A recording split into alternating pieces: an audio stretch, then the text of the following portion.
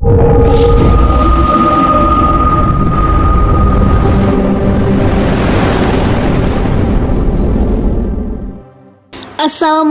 warahmatullahi wabarakatuh. Kembali lagi bersama channel YouTube Kepoin Islam. Apa kabar sahabat Islam semuanya? Semoga selalu dalam lindungan Allah Subhanahu wa taala. Setelah terjadinya peristiwa beradunya Nabi Musa dengan para penyihir istana, lalu bagaimanakah situasi pasca kekalahan Fir'aun pada hari raya? Kala peristiwa besar itu terjadi, yaitu kekalahan kaum Kipti dalam situasi besar itu, dan para tukang sihir yang menjadi tumpuan mereka masuk Islam. Semua itu semakin membuat mereka ingkar, membangkang, dan jauh dari kebenaran. Setelah menyampaikan semua kisah dalam surah Al-A'raf di atas, Allah SWT berfirman, dan para pemuka dari kaum Fir'aun berkata, apakah engkau akan membiarkan Musa dan kaumnya untuk berbuat kerusakan di negeri ini atau Mesir, dan meninggalkanmu dan Tuhan-Tuhanmu?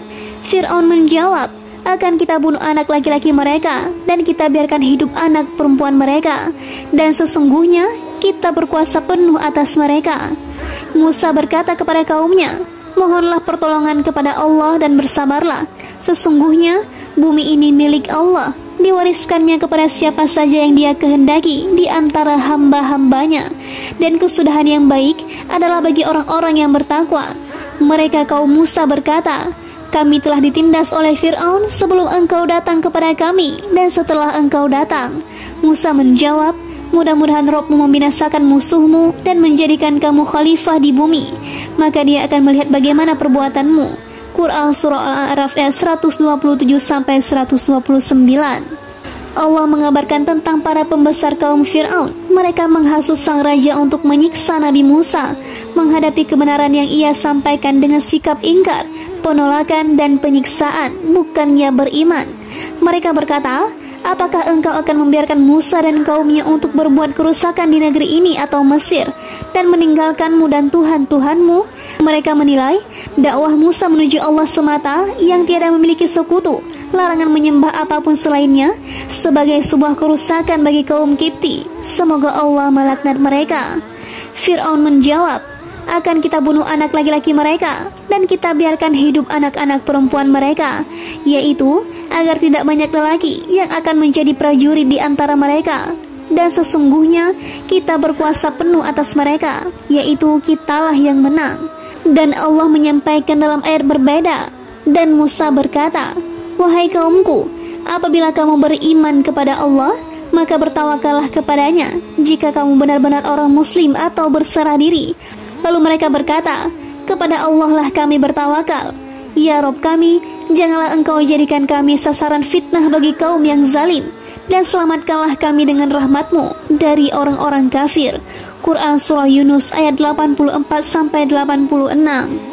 Dalam surah Al-Mu'min, Allah berfirman, dan sesungguhnya telah kami utus Musa dengan membawa ayat-ayat kami dan keterangan yang nyata kepada Fir'aun, Haman, dan Qarun. Maka mereka berkata, ia adalah seorang ahli sihir yang pendusta. Quran Surah Ghafir ayat 23-24. Fir'aun adalah raja, sementara Haman sebagai menteri, dan Qarun berasal dari Bani Israel, dari kaum Musa. Hanya saja ia memeluk agama Fir'aun dan kaumnya. Qarun memiliki harta yang amat banyak, seperti yang akan disebutkan dalam kisahnya nanti, insya Allah. Maka ketika dia Musa datang kepada mereka membawa kebenaran dari kami, mereka berkata, bunuhlah anak-anak laki-laki dari orang-orang yang beriman bersama dia, dan biarkan hidup perempuan-perempuan mereka. Namun tipu daya orang-orang kafir itu sia-sia belaka. Pembunuhan bayi-bayi lelaki setelah Musa diutus sebagai nabi ini sebagai bentuk penghinaan dan meminimalkan populasi Bani Israel, agar mereka tidak memiliki kekuatan dan tidak menyerang kaum Kipti. Kaum Kipti sendiri sangat mewaspadai Bani Israel, namun cara ini tidak membawa guna dan tidak menolak sedikit pun takdir Zat yang ketika mengatakan kepada sesuatu, jadilah, maka jadilah sesuatu itu. Dan Fir'aun berkata kepada para pembesar-pembesarnya, biar aku yang membunuh Musa, dan suruh dia memohon kepada Tuhannya. Sesungguhnya, aku khawatir dia akan menukar agamamu atau menimbulkan kerusakan di bumi. Karena itu, orang-orang berkata dengan nada mengejek, Fir'aun menjadi penceramah. Dan inilah di antara kata-kata yang sering ia sampaikan, karena Fir'aun khawatir jika rakyatnya akan disesatkan Musa. Dan Musa berkata, sesungguhnya aku berlindung kepada Robku dan Robmu dari setiap orang yang menyombongkan diri yang tidak beriman kepada hari perhitungan, yaitu aku berlindung kepada Allah jika Fir'aun dan lainnya menimpakan keburukan kepadaku. Firman-Nya, dari setiap orang yang menyombongkan diri, yaitu sombong, menentang, tidak sadar, tidak mau berhenti melakukan keburukan, tidak takut azab dan siksa Allah, karena ia tidak yakin akan adanya kebangkitan dan pembalasan. Karena itu Musa mengatakan, dari setiap orang yang menyombongkan diri yang tidak beriman kepada hari perhitungan. Dan seseorang yang beriman di antara keluarga Fir'aun yang menyembunyikan imannya berkata, apakah kamu akan membunuh seseorang karena dia berkata, Robku adalah Allah, padahal sungguh dia telah datang kepadamu dengan membawa bukti-bukti yang nyata dari Robmu. Dan jika dia seorang pendusta, maka dialah yang akan menanggung dosa-dustanya itu. Dan jika dia seorang yang benar, niscaya sebagian bencana yang diancamkannya kepadamu akan menimpamu. Sesungguhnya Allah tidak memberi petunjuk kepada orang yang melampaui batas dan pendusta. Wahai kaumku, pada hari ini kerajaan ada padamu dengan berkuasa di bumi. Tetapi siapa yang akan menolong kita dari azab Allah jika azab itu menimpa kita? Fir'aun berkata, aku hanya mengemukakan kepadamu apa yang aku pandang baik, dan aku hanya menunjukkan kepadamu jalan yang benar. Quran Surah Ghafir ayat 28-29. Orang yang dimaksud adalah saudara sepupu Fir'aun. Ia menyembunyikan keimanannya di hadapan kaumnya karena mengkhawatirkan keselamatan diri. Sebagian orang mengira bahwa orang tersebut berasal dari Bani Israel. Ini tidak tepat dan berseberangan dengan rangkaian kisah, baik secara literal maupun muatan. Ibnu Juraid mengatakan, Ibnu Abbas berkata, di antara kaum Kipti hanya dia ini yang beriman kepada Musa, orang yang datang dari ujung kota, dan istri Fir'aun. Hadis riwayat Ibnu Abi Hatim. Daruqutni mengatakan, nama Syam'an hanya dikenal sebagai orang mukmin dari keluarga Fir'aun. Demikian penuturan As-Suhaili. Disebutkan dalam At-Tarikh karya Tabrani, nama orang tersebut Khair. Yang jelas, orang tersebut menyembunyikan keimanannya ketika Fir'aun berniat dan bertekad membunuh Musa, kemudian berunding dengan para pemuka kaumnya. Si mukmin ini mengkhawatirkan keselamatan Musa. Dengan lemah lembut, si mukmin tidak sependapat dengan rencana Fir'aun. Ia sampaikan penolakan dengan kata-kata yang memadukan antara dorongan dan peringatan, sekadar saran dan pendapat. Disebutkan dalam hadis yang diriwayatkan dari Rasulullah SAW, beliau bersabda, jihad terbaik adalah mengatakan keadilan di hadapan penguasa zalim. Kata-kata yang disampaikan si mukmin di hadapan Fir'aun ini menempati tingkatan jihad tertinggi, seperti disampaikan Rasulullah di atas, karena tidak ada orang yang lebih lalim melebihi Fir'aun. Tidak ada kata-kata yang lebih adil dari kata-kata si mukmin ini, karena bermaksud melindungi Nabi. Kemudian ia secara terang-terangan memperlihatkan keimanan yang selama ini ia sembunyikan. Namun pendapat pertama lebih kuat. Ia berkata, apakah kamu akan membunuh seseorang karena dia berkata, Robku adalah Allah, yaitu hanya karena ia mengatakan, Robku Allah. Orang yang mengatakan seperti ini tidak patut dihadapi dengan cara seperti itu. Justru harus dimuliakan, dihormati, atau dibiarkan saja dan tidak dihukum. Karena ia telah datang kepadamu dengan membawa bukti-bukti yang nyata dari Robmu. Dia membawa mujizat-mujizat yang menunjukkan kebenaran ajaran yang ia sampaikan dari Zat yang mengutusnya. Kalian tentu lebih selamat jika membiarkan orang itu, karena jika dia seorang pendusta, maka dialah yang akan menanggung dosa-dustanya itu dan tidak akan membahayakan kalian.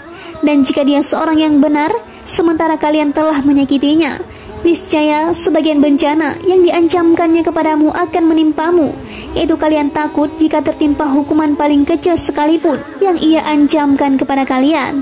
Lantas, bagaimana jika seluruh petaka yang diancamkan benar-benar menimpa kalian?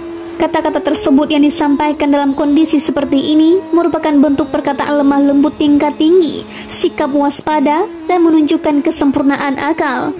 Firman-Nya melalui lisan orang yang beriman di antara keluarga Fir'aun, wahai kaumku, pada hari ini kerajaan ada padamu dengan berkuasa di bumi. Ia mengingatkan mereka agar kerajaan mulia yang mereka miliki tidak terenggut, karena setiap kali negara mengusik agama, kerajaan pasti terenggut, dan mereka akan terhina setelah sebelumnya mulia. Itulah yang dialami keluarga Fir'aun. Mereka terus saja bimbang dan ragu menentang apa yang disampaikan Musa kepada mereka, hingga Allah mengeluarkan mereka dari kekuasaan, kerajaan, rumah-rumah megah, istana, kenikmatan dan kesenangan, menuju lautan dalam keadaan terhina. Ruh-ruh mereka dipindahkan menuju tingkatan neraka paling bawah setelah sebelumnya berada dalam keluhuran. Karena itulah orang mukmin yang tulus, baik lagi benar, mengikuti kebenaran, tulus menyampaikan nasihat kepada kaumnya ini berkata, "Wahai kaumku, pada hari ini kerajaan ada padamu dengan berkuasa di bumi, yaitu menguasai seluruh manusia. Tetapi siapa yang akan menolong kita dari azab Allah jika azab itu menimpa kita?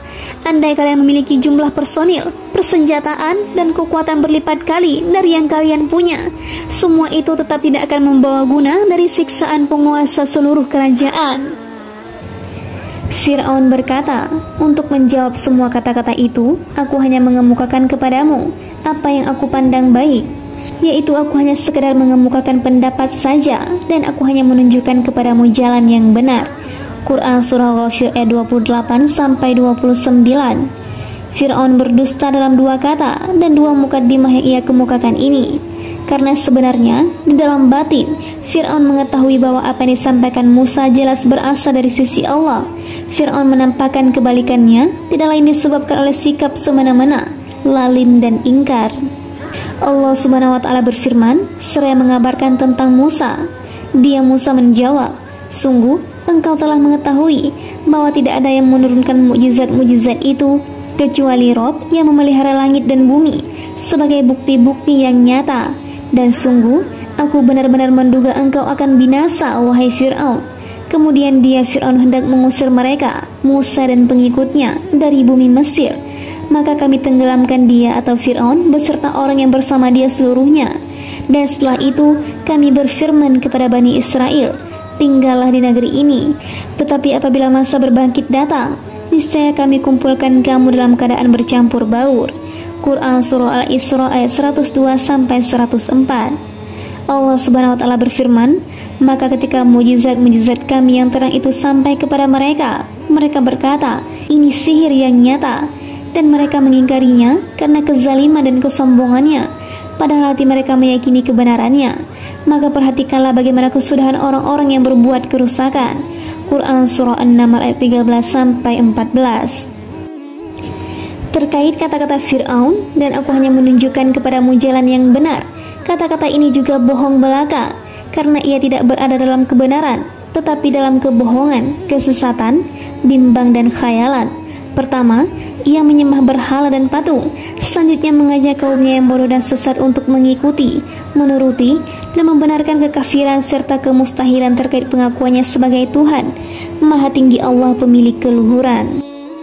Allah Subhanahu wa Ta'ala berfirman, dan Fir'aun berseru kepada kaumnya seraya berkata, "Wahai kaumku, bukankah kerajaan Mesir itu milikku, dan bukankah sungai-sungai ini mengalir di bawahku? Apakah kamu tidak melihat? Bukankah aku lebih baik dari orang atau Musa yang hina ini, dan yang hampir tidak dapat menjelaskan perkataannya? Maka, mengapa dia atau Musa tidak dipakaikan gelang dari emas, atau malaikat datang bersama-sama dia untuk mengiringkannya?" Maka Fir'aun dengan perkataan itu telah mempengaruhi kaumnya, sehingga mereka patuh kepadanya. Sungguh, mereka adalah kaum yang fasik. Maka ketika mereka membuat kami murka, kami hukum mereka. Lalu kami tenggelamkan mereka semua di laut. Maka kami jadikan mereka sebagai kaum terdahulu dan pelajaran bagi orang-orang yang kemudian. Quran Surah Az-Zukhruf ayat 51-56. Dan Fir'aun berkata, "Wahai Haman, buatkanlah untukku sebuah bangunan yang tinggi agar aku sampai ke pintu-pintu, yaitu pintu-pintu langit, agar aku dapat melihat Tuhannya Musa." Tetapi aku tetap memandangnya seorang pendusta, dan demikianlah dijadikan terasa indah bagi Fir'aun perbuatan buruknya itu, dan dia tertutup dari jalan yang benar. Dan tipu daya Fir'aun itu tidak lain hanyalah membawa kerugian. Quran Surah Ghafir ayat 36-37. Fir'aun mendustakan Musa terkait pernyataannya bahwa Allah mengutusnya. Fir'aun mengatakan kepada kaumnya terkait pendustaan terhadap Musa ini, "Aku tidak mengetahui ada Tuhan bagimu selain aku. Maka bakarkanlah tanah liat untukku, wahai Haman, atau untuk membuat batu bata. Kemudian buatlah bangunan yang tinggi untukku, agar aku dapat naik melihat Tuhannya Musa. Dan aku yakin bahwa dia termasuk pendusta." Quran Surah Al-Qasas ayat 38. Dan dalam ayat ini, Fir'aun mengatakan, agar aku sampai ke pintu-pintu, atau yaitu pintu-pintu langit, yaitu jalan-jalan langit, agar aku dapat melihat Tuhannya Musa. Tetapi aku tetap memandangnya seorang pendusta. Kata-kata ini memiliki dua kemungkinan makna. Pertama, aku menilai Musa berdusta terkait pernyataannya bahwa alam ini memiliki Tuhan selainku. Dan yang kedua, terkait pernyataan Musa bahwa Allah mengutusnya. Kemungkinan pertama lebih tepat dengan kondisi Fir'aun, karena dia memang memungkiri adanya pencipta. Sementara kemungkinan kedua lebih tepat dari sisi lafal, karena ia mengatakan, agar aku dapat melihat Tuhannya Musa, yaitu tanyakan kepadanya, apakah Tuhannya benar mengutusnya atau tidak. Tetapi aku tetap memandangnya seorang pendusta, yaitu terkait pernyataannya itu, Fir'aun bermaksud menghalangi siapapun untuk membenarkan Musa, sekaligus mendorong untuk mendustakannya. Ibnu Abbas dan Mujahid mengatakan, Allah Subhanahu wa Ta'ala berfirman, dan tipu daya Fir'aun itu tidak lain hanyalah membawa kerugian, yaitu berada dalam kerugian dan kebatilan. Ia tidak akan mendapatkan apapun yang ia inginkan, karena manusia dengan kekuatan apapun yang dimiliki tetap tidak akan dapat mencapai langit, yaitu langit paling bawah sekalipun. Lalu bagaimana dengan langit-langit lain yang lebih tinggi, juga bagian-bagian lain yang lebih tinggi yang hanya diketahui oleh Allah semata? Sejumlah mufassir menyebutkan bangunan tinggi ini maksud adalah istana yang dibangun oleh menteri Fir'aun Haman. Tidak ada bangunan lain yang terlihat lebih tinggi dari bangunan ini. Bangunan ini dibuat dari tanah liat yang dibakar. Karena itu Fir'aun mengatakan, maka bakarkanlah tanah liat untukku, wahai Haman, atau untuk membuat batu bata, kemudian buatkanlah bangunan yang tinggi untukku. Menurut versi ahli kitab, Bani Israel dipandang sebelah mata untuk membuat bangunan ini. Pekerjaan-pekerjaan sebagai budak membuat mereka tidak bisa membantu apapun yang dibutuhkan dalam pembangunan ini. Mereka hanya mengumpulkan tanah, batu bata, dan air saja. Mereka diperintahkan untuk mengerjakan bagian tertentu setiap harinya. Jika tidak, mereka dipukuli dan diperlakukan dengan sangat hina. Karena itu mereka berkata kepada Musa, kami telah ditindas oleh Fir'aun sebelum engkau datang kepada kami dan setelah engkau datang. Musa menjawab, mudah-mudahan Rabbmu membinasakan musuhmu dan menjadikan kamu khalifah di bumi, maka dia akan melihat bagaimana perbuatanmu. Quran Surah Al-A'raf 129. Musa berjanji kepada mereka bahwa kesudahan baik akan berada di tangan mereka, dan seperti itulah yang terjadi. Ini termasuk salah satu bukti kebenaran nubuah Musa. Allah Subhanahu wa Ta'ala mengabarkan, ia menghukum Fir'aun dan kaumnya, kaum Kipti, berupa kemarau berkepanjangan.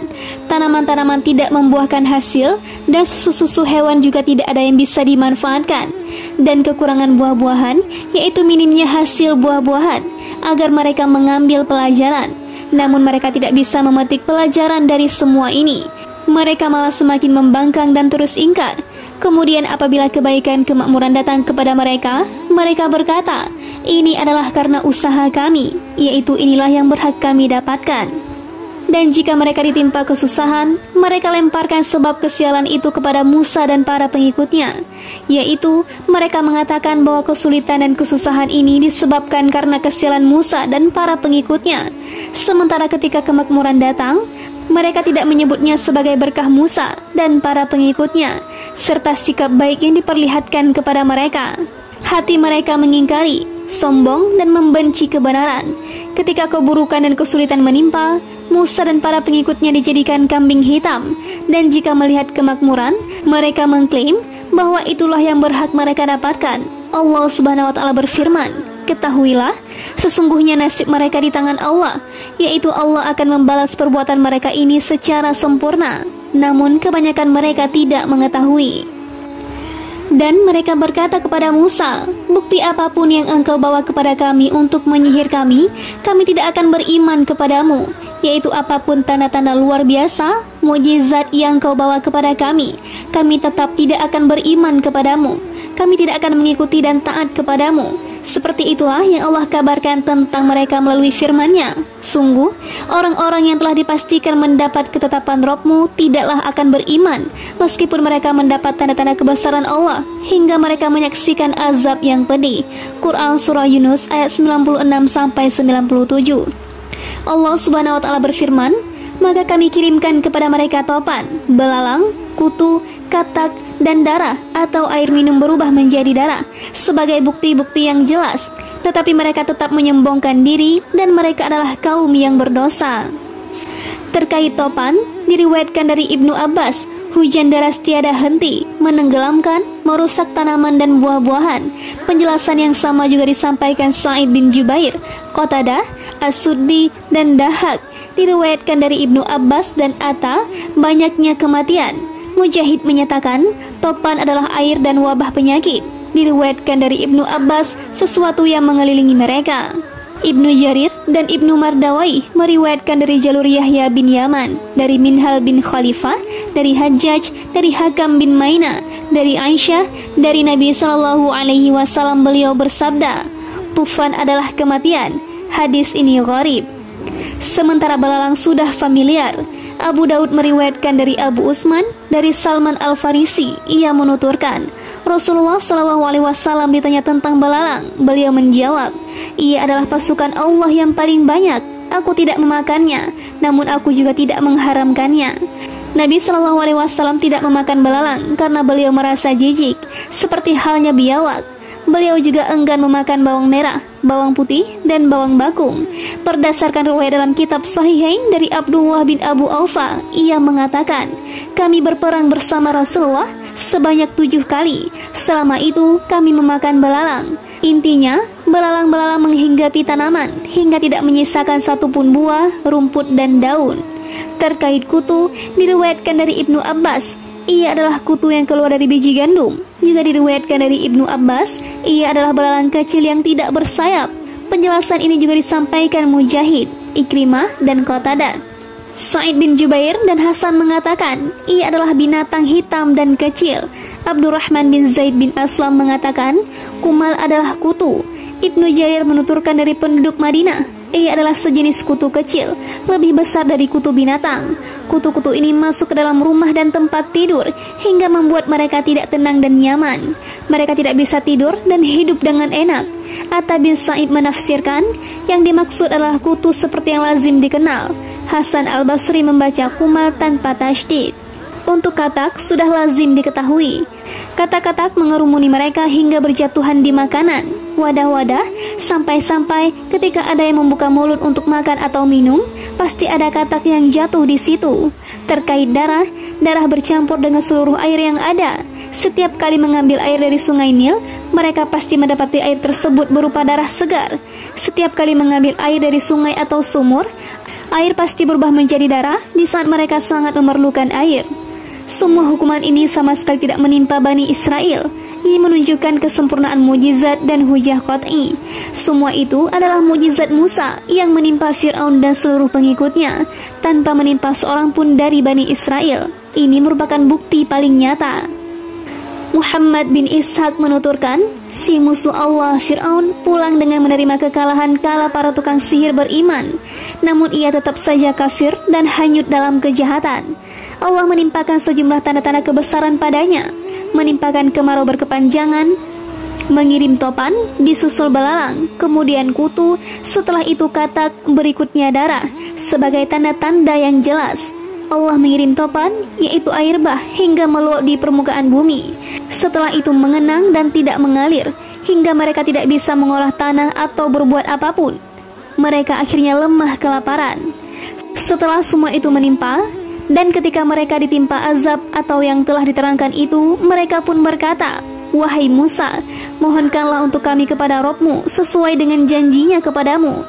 Jika engkau dapat menghilangkan azab itu dari kami, niscaya kami akan beriman kepadamu, dan pasti akan kami biarkan Bani Israel pergi bersamamu.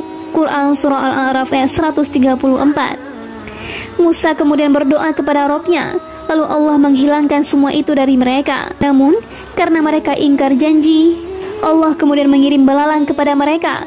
Belalang-belalang memakan pepohonan, seperti disebutkan dalam riwayat yang sampai kepada Ibnu Katsir, bahkan memakan pancang-pancang pintu rumah yang terbuat dari besi, juga menghinggapi rumah dan tempat-tempat tinggal mereka.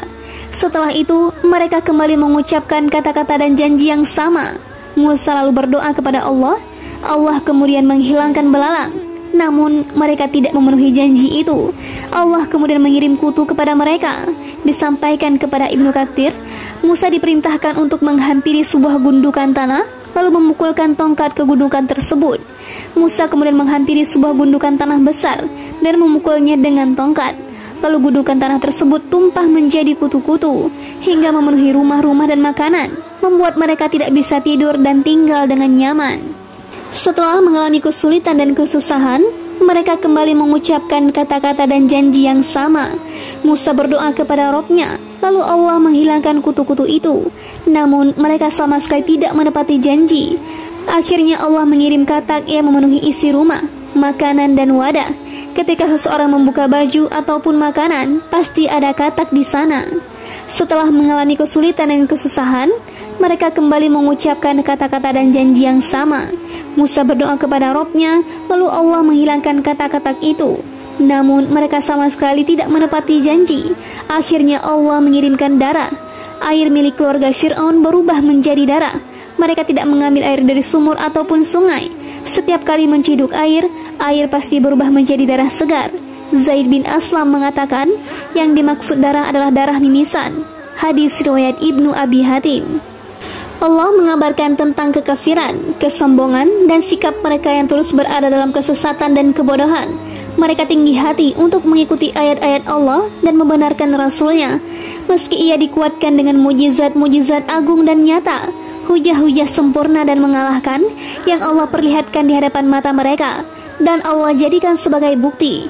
Setiap kali mereka melihat suatu tanda kebesaran dengan mata kepala hingga membuat mereka tertimpa kesusahan, mereka bersumpah dan berjanji kepada Musa, jika hukuman tersebut dihilangkan dari mereka, mereka akan beriman padanya dan melepaskan Bani Israel bersamanya. Setiap kali tanda kebesaran tersebut dihilangkan dari mereka, mereka kembali pada keburukan seperti sedia kala, berpaling dari kebenaran yang disampaikan Musa dan tidak mau memperdulikannya. Allah kemudian mengirim tanda kebesaran lain yang lebih keras dan lebih kuat dari sebelumnya. Mereka kemudian berkata dan berjanji, tapi mereka dustakan dan ingkari. Allah yang Maha Agung, sabar dan kuasa memberi mereka waktu dan tidak buru-buru menimpakan siksa pada mereka. Cukup memberikan ancaman pada mereka. Selanjutnya, setelah hujah tegak dan alasan telah disampaikan kepada mereka, Allah akan menyiksa mereka dengan siksaan yang dari Maha Perkasa lagi Maha Kuasa, menjadikan mereka sebagai pelajaran, peringatan, dan pendahulu bagi orang-orang kafir serupa, juga sebagai contoh bagi hamba-hamba mukmin yang mau memetik pelajaran dari mereka. Allah Subhanahu wa Ta'ala menuturkan, Ia mengutus hambanya yang mulia, Musa Al-Kalim, kepada Fir'aun yang hina dina. Allah memperkuat Rasulnya dengan tanda-tanda kebesaran yang jelas atau mujizat yang patut diagungkan dan diimani, yang mengharuskan mereka untuk meninggalkan kekafiran dan kembali kepada kebenaran serta jalan yang lurus. Namun, mereka menertawakan dan memperolok bukti-bukti kebenaran itu. Mereka menghalangi siapapun dari jalan Allah, dan mereka berpaling dari kebenaran. Allah kemudian mengirim sejumlah tanda-tanda kebesaran lain secara silih berganti. Setiap tanda kebesaran yang datang berikutnya lebih besar dari tanda kebesaran sebelumnya, karena penegasan tentu lebih sempurna dari apa yang ada sebelumnya. Dan kami timpakan kepada mereka azab agar mereka kembali ke jalan yang benar. Dan mereka berkata, wahai tukang sihir, berdoalah kepada Rabb-Mu untuk melepaskan kami sesuai dengan apa yang telah dijanjikannya padamu. Sesungguhnya kami, atau jika doamu dikabulkan, akan menjadi orang yang mendapat petunjuk. Tukang sihir pada masa mereka bukanlah suatu hinaan ataupun aib, karena ulama mereka kala itu adalah para tukang sihir. Karena itulah mereka memanggil Musa dengan julukan ini saat mereka amat memerlukannya. Allah Subhanahu wa Ta'ala berfirman, maka ketika kami hilangkan azab itu dari mereka, seketika itu juga mereka ingkar janji. Kemudian Allah mengabarkan tentang keangkuhan Fir'aun karena kekuasaan yang ia miliki, karena kebesaran dan keindahan negeri yang ia kuasai. Mereka membuat suratan-suratan sungai Nil kala volume airnya meluap hingga membuatnya angkuh. Ia mencela utusan Allah, Musa alaihissalam, dan menghinanya karena hampir tidak dapat menjelaskan perkataannya. Karena di lidahnya masih ada sisa-sisa cedal yang justru menjadi kemuliaan, kesempurnaan, dan keindahan bagi Musa, tidak menjadi penghalang bagi Musa untuk diajak berbicara dengan Allah secara langsung, diberi wahyu, dan diberi kitab Taurat setelah itu. Fir'aun menghina Musa karena di tangannya tidak mengenakan gelang dan tidak mengenakan hiasan. Itu semua sebenarnya hiasan bagi kaum wanita, tidak patut bagi wibawa seorang lelaki, apalagi bagi para rasul yang notabene memiliki akal dan pengetahuan paling sempurna, memiliki cita dan idealisme paling tinggi, paling zuhud terhadap dunia, dan paling mengetahui segala kenikmatan yang disediakan Allah untuk para walinya di akhirat. Firman-Nya, atau malaikat datang bersama-sama dia untuk mengiringkannya, ini tidak diperlukan jika yang dimaksud adalah agar diagungkan malaikat. Toh para malaikat mengagungkan dan merendah di hadapan orang yang tingkatannya jauh di bawah Musa, seperti disebutkan dalam hadis. Sungguh malaikat-malaikat meletakkan sayap-sayapnya untuk penuntut ilmu karena ridha terhadap apa yang ia perbuat. Lantas bagaimana kiranya bentuk penghormatan yang diberikan para malaikat kepada Musa?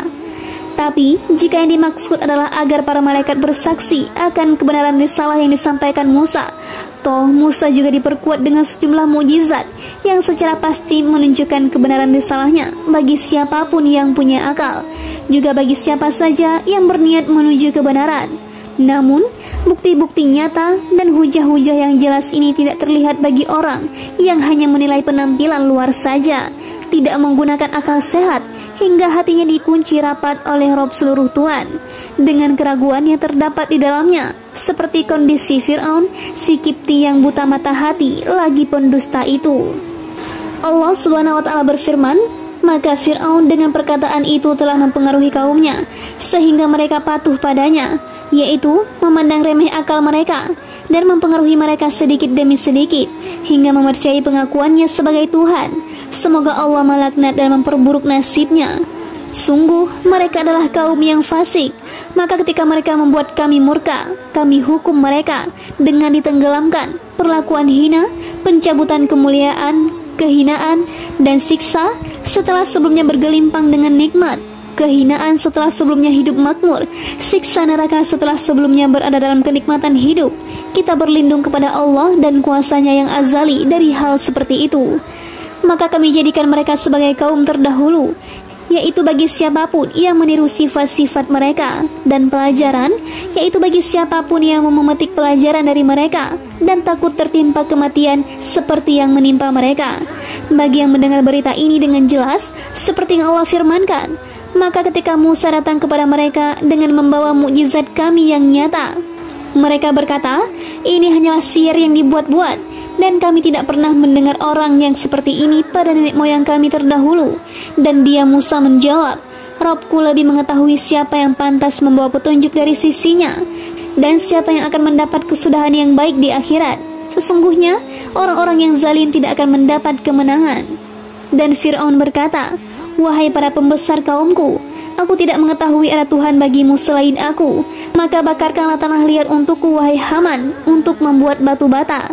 Kemudian buatkanlah bangunan yang tinggi untukku, agar aku dapat naik melihat Tuhannya Musa. Dan aku yakin bahwa dia termasuk pendusta. Dan dia Fir'aun dan bala tentaranya berlaku sombong di bumi tanpa alasan yang benar. Dan mereka mengira bahwa mereka tidak akan dikembalikan kepada kami. Maka kami siksa dia Fir'aun dan bala tentaranya, lalu kami lemparkan mereka ke dalam laut. Maka perhatikanlah bagaimana kesudahan orang yang zalim. Dan kami jadikan mereka para pemimpin yang mengajak manusia ke neraka, dan pada hari kiamat mereka tidak akan ditolong. Dan kami susulkan laknat kepada mereka di dunia ini, sedangkan pada hari kiamat mereka termasuk orang-orang yang dijauhkan dari rahmat Allah. Quran Surah Al-Qasas ayat 36-42. Allah mengabarkan saat mereka merasa tinggi hati untuk mengikuti kebenaran, selanjutnya raja mereka yang batil mengaku sebagai Tuhan, lalu mereka patuhi pengakuan itu. Rob yang maha kuasa lagi perkasa yang tak terkalahkan dan terhalang murka. Allah akhirnya menyiksa mereka dengan siksaan yang amat berat. Allah menenggelamkan Fir'aun dan seluruh pasukannya pada pagi hari. Tak seorang pun di antara mereka luput, tak satu rumah pun yang tersisa. Semuanya ikut tenggelam lalu masuk ke neraka. Dan mereka selalu diikuti dengan kutukan oleh seluruh manusia di dunia ini. Dan begitu pula di hari kiamat, laknat itu seburuk-buruk pemberian yang diberikan. Sedangkan pada hari kiamat, mereka termasuk orang-orang yang dijauhkan dari rahmat Allah. Quran Surah Al-Qasas ayat 42. Wallahu a'lam.